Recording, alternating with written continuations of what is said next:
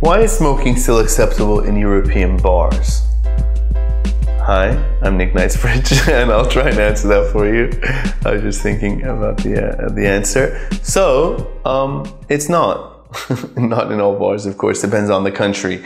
Austria recently, probably this is what the question perhaps is referring to. Austria recently decided to remove or reverse a law that was supposed to come into effect this year, I believe, on banning smoking in bars. They removed it, and they're probably the last country as a whole to not have banned, not at least some part of the country to have banned smoking in bars in at least the Western European Union. I'm not so sure about all the rest. It's really a good question, really interesting, because it seems that Europeans are kind of ahead of the curve when it comes to health and whatnot, and considering the fact that most of them have universal healthcare. Most European countries have universal healthcare. In the end, if you get lung cancer, heart disease, etc., the government's going to have to pick up the tab. So really, it's a good question to ask. Why do they think it's more beneficial, or why do they allow smoking to be so easy when in the end it's going to hurt them? I mean, the tax revenue, do they get that much from it that it's worth their while, so to speak? I doubt it. And lobbying is not as aggressive in Europe. So some people have argued that it's about culture, that it's part of the culture, the cafe culture.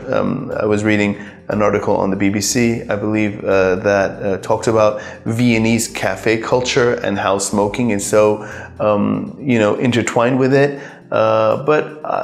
Of course, how long have people been smoking? They talk about, tobacco was introduced to the Europeans by the Native Americans in the east coast of the US and in the Carolinas and whatnot, and British colonists essentially brought it to Europe. So we're talking less than 300 years, around 300 years. How much could it be part of the culture? We have buildings in Vienna that are standing, even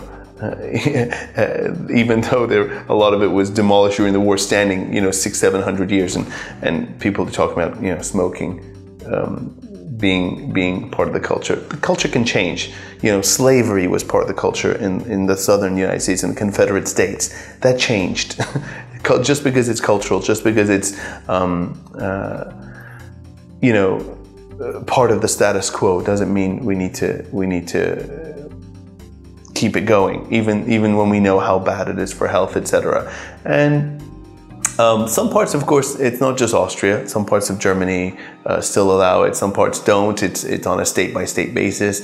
Living in California, it's kind of a shock when you travel abroad and you see 15, 16-year-olds smoking, and you go inside a restaurant and it's cloudy. It's funny for us, and even if they're not allowed to smoke, everyone just congregates by the exit, so you kind of have to wear a gas mask just to walk out. So it's I don't know. It's part of the culture. They're a little bit behind when it comes to this. I definitely say progressive parts of North America are much more ahead on the subject, and I hope it does make its way here. Probably slowly does it.